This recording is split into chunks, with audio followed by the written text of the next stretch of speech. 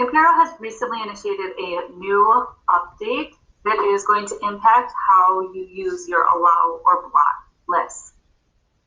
When you are on your page for your class, you'll notice that up in this top corner there is this start lesson, and it was there previously, but now it's really important for you to utilize this button when you go to start your class and push out blocked websites.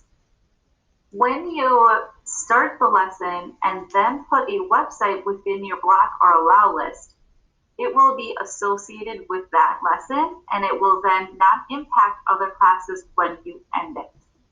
So I have my student within my class, and I'm going to click Start Lesson. It's going to give me a timer on here, and I'm going to switch over. I want to just block a single website or maybe two. So I'm going to come down here. I'm on my block list, and I'm going to type in cnn.com, and I'm going to click my plus. This website is now associated with this lesson that has a specific end time, but I can also end it. And now my student is going to be unable to access CNN. I could add some other ones as well. And now I will have two different ones that are listed on here.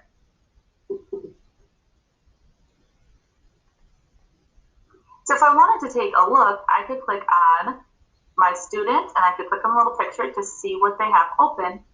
And now I will see that they were trying to go to CNN.com. It's the message that they received, letting them know that they are not allowed to access that website. So now I can close out of this one, as well as close out of this screen of seeing all of my student screens. And I am back here. So now it put me back to my allowed list, and I can switch back to my block list. Maybe I want them to be able to go to Seesaw now that I'm done with my lesson, and I can trash this here so that they're able to still go to Seesaw if they wanted, but I still have CNN blocked. So now my lesson is done with my class.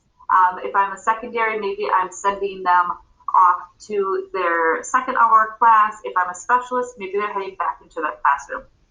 If I click this end lesson, you'll notice that this is going to disappear.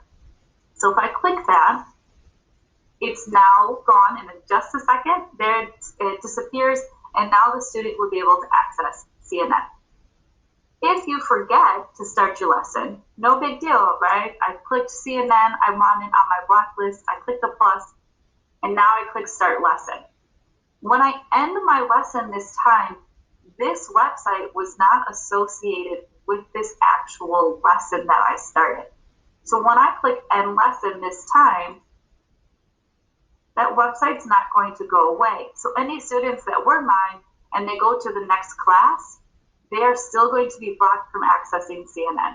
But it's easy enough to just trash it here once again, and now any students that you had would be able to go to any of those sites that they needed.